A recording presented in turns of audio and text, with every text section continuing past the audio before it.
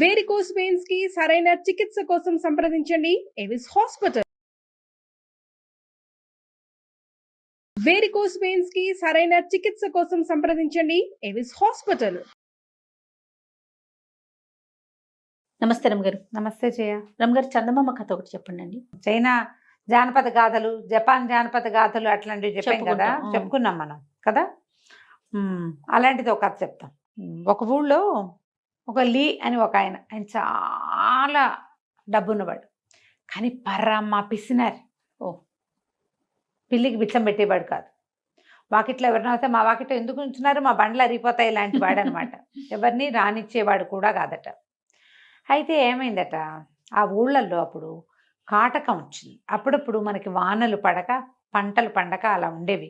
ఇప్పుడుకి బోల్డని మనకి బయట నుంచి వస్తువులు వచ్చే అవకాశాలు వచ్చినాయి, కానీ పాతకాలంలో ఏముంది, మన ఊళ్ళో ఒడ్లు పండి, మనకి దోసకాయలు పండి, మనకేదో తోటకూర గీటకూర ఉంటే ఆ తోటకూర వండుకుని, ఆ దోసకాయలు వండుకుని, ఆ బియ్యం అన్నం వండుకు తినేవాళ్ళు. సరిపోయేది. ఓ గొడ్డో గోదా ఉండేది, ఆ గడ్డి గొడ్లకు సరిపోయేది, ఆ పాలు ఆ పెరుగు వచ్చేది. ఇంకా అంతకంటే ఏం అక్కర్లా. ఊళ్ళోనే ఏవో 2 చార్లు మినువులు పండేవి, ఏవో అవే గారెలు వేసుకునేవాళ్ళు. ఇంతే ఉండేది జీవితం. మన ప్రాంతాలు ఇప్పుడు బార్లీ, చైనాలోనూ అక్కడ బార్లీ ఉంటే దాంతోటే జావా, దాంతోటే హల్వా, అదే అన్నం, అదే రొట్టె, అన్నిటికీ అదే. ఏది ప్రధాన పంట అయితే ఇంకా అదే కదా వాడతాం, ఇంకా అదే వాడుకుంటారు. అయితే ఏమైందట, ఈ కాటకం వచ్చేసరికల్లా ప్రజలకి అసలు తిండి గింజలు లేకుండా అయిపోయినాయట. ఏవో అవి ఇవి వస్తున్నాయి, ధాన్యం లేనిదే ఏం తింటారు. అవును. అయితే ఈ లీ దగ్గరికి వెళ్ళారు కొంతమంది. వెళ్తే ఆయన చీపొండి అన్నాడు. ఆయన దగ్గర బోల్డంత ధాన్యం నిలవంది. పాతకాలంలో ఈ మోతుబర్లు వాళ్ళు ఏం చేసేవాళ్ళు, కొట్టాలలో పోసి ఉంచుకునేవాళ్ళు. ఇట్లా ఏదైనా ప్రాబ్లం వస్తే పెద్దవాళ్ళు ఏం చేసేవాళ్ళు అంటే తలా ఒక 1 బస్తా పాలేళ్ళకి పని వాళ్ళకి పంచి పెట్టుకునేవాళ్ళు. వాళ్ళు బతకాలిగా, మన ఇంట్లో పనులు చేయడానికైనా. అయితే ఇల్లి అలాంటి వాడు కాదు. ఊళ్ళో కుర్రాళ్ళంతా మాట్లాడుకుంటూ ఉండేవాళ్ళు, వీడి దగ్గర బోళ్ళంత ఉన్నాయి, మనం ఈ గుప్పిడితో సర్దుకు తినలేక వస్తున్నాం, వాడు ఎందుకు ఇవ్వకూడదు మనకి అనిపించేది. ఆ వాడు ఒప్పుకునేవాడు కాదు. అయితే ఈ కుర్రాళ్ళలో ఒకడు ఏం చెప్పాడంటే, నేను వీడిని పడతాను, వీడిని లైన్లో పెడతా అని చెప్పి ఒకరోజు లీ వాళ్ళ వాకిట్లో ఒక పెద్ద చెట్టు, వాడు ఆ చెట్లోకి ఇట్లాగే చూస్తున్నాడట. మామూలుగా ఈయన లీ వాకిట్లో మనుషులు కూడా నుంచోనివాడు. ఎవడరా నువ్వు, పోపో అవతలకి పో అని కేకలేశాడు. అవి ఉండండి అని వాడు అటాగే చూస్తున్నాడు. ఈయన వచ్చాడు దగ్గరికి. ఏమిటి చూస్తున్నావు నువ్వు ఆ చెట్లో అన్నాడు. ఆ పక్షి గూడండి అన్నాడు. ఏముందిరా గూట్లో అన్నాడు. అయ్యో మీకు తెలీదా, అది మామూలు పక్షి కాదండి, ఆ పక్షి గూట్లో అదృశ్యకరణి ఉంటుంది. ఆ పుల్లలు అది పుల్ల, అదృశ్యకరణి పుల్ల, అది పట్టుకొస్తుంది. ఉండండి అని చెప్పేసి చెట్టు దగ్గర దబదబా వెళ్ళిపోయి చెట్టు ఎక్కేయటం మొదలెట్టాడు. ఏం తెల్లబోయాడు. ఏమిట్రా అది, ఏమిట్రా, ఎందుకురా చెట్టు ఎక్కుతున్నావు అన్నాడు. మీరు ఉండండి, ఆ పుల్ల కనుక నెత్తి మీద పెట్టుకుంటే ఎవరికి కనపడమండి, మనం అదృశ్యం చేసేస్తుంది, ఎన్ని రకాల పనులు చేయొచ్చు అన్నాడు. అనేసరికి ఆయన గట్టిగా వచ్చాడు. ఏం లేదు వెదవా దద్దమ్మా, దిగు, నా చెట్టు దిగేసి వెళ్ళిపోంటే మీరు ఎవరి మీద అరుస్తున్నారండి, నేను ఒక్కనేగా ఇక్కడ ఉన్నాను అన్నాడు. నీ మీదే అరుస్తున్నాను, ఈ చెట్టు నాదన్నాడు. చెట్టు మీదే, గూడు మీది కాదు, పెట్టబోయింది, నేను తీసుకుంటా అన్నాడు కుర్రాడు. అనేసరికల్లా ఒప్పుకోలే ఆయన. ఎవరెవరా, నా చెట్టు ఎక్కేస్తావా నువ్వు, నా చెట్టు నాదైనప్పుడు చెట్టు మీద ఉన్న పిట్ట నాదే, అది పెట్టిన గూడు నాదే, దేశే రెట్లు నావే, నువ్వు తీసుకోవడానికి వీల్లేదు అనేసరికల్లా కుర్రాడు అన్నాడు. అట్టేటా కుదురుతుందండి, మీకు అసలు తెలియని కూడా తెలీదు, నే కదా చెప్పాను, నేను చెప్తున్నాయే, మీరు ఇట్టా చేస్తే ఎట్లాగండి, అయినా మీకు ఏ పొల్లో ఏదో మీకు తెలీదు, నేను చెప్తాను అన్నాడు. అంటే కుర్రాడు ఒప్పుకోలేని, ఒరే 50 రూపాయలు ఇస్తాను నీకు, దాన్ని వదిలేసి వెళ్ళిపో అన్నాడు. 50 ఏం సరిపోతుందండి, అదృశ్యకరణి పొల్లు ఉంటే కోట్లు గడించవచ్చు తెలుసా మీకు అన్నాడు. ఈయన బాగా ఆలోచించి నీకేం కావాలో చెప్పు, అది ఇస్తానన్నాడు. 50 బస్తాలు బియ్యం కొలిపించండి నాకు అన్నాడు కుర్రాడు. అంతే కదా, 70 ఇస్తా. ఇప్పుడు ఈ అదృశ్యకరణి సంగతి ఊళ్ళో చెప్పకూడదు నువ్వు అని చెప్పి, సరే కుర్రాడిని చెట్టు దింపేసి వాడు ఎవరన్నా పాలేని పిలిచి, ఒరే వీడికి ఒక బండి మీద 70 బస్తాలు బియ్యం వేసి పంపించేసేయండి అని, ధాన్యం వేసి పంపించేశారు. 70 బస్తాలు ధాన్యము పుచ్చుకెళ్ళిపోయాడు వాడు ఊళ్ళోకి. ఓ 100 ఇళ్ళ వాళ్ళు ఉన్నారు, శుభ్రంగా పంచుకున్నారు. ఈయన ఏం చేశాడు, చెట్టు ఎక్కి పని వాళ్ళకి చెప్తే కొంపనిపోతుందని ఓ పక్కన దూకపోతున్నాయి. ఇంత బొజ్జ ఆయనను చచ్చి జడి ఎటాగొట్ట ఎక్కి ఆ పక్షి గూడు తీసుకొచ్చాడు.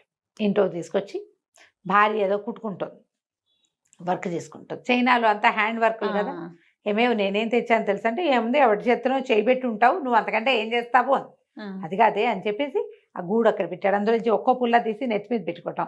కనిపిస్తున్నానా అని అడుగుతాడు. ఆవిడ కనిపిస్తున్నావు అంటుంది. పెట్టుకుని కనిపిస్తున్నానా కనిపిస్తున్నానా కనిపిస్తున్నానా అంటే చివరికి ఆవిడ చూపుట్టి కనిపించట్లేదు అని. ఈ పుల్లే నన్ను కనపడనివ్వకుండా చేస్తుంది అనుకున్నాడు.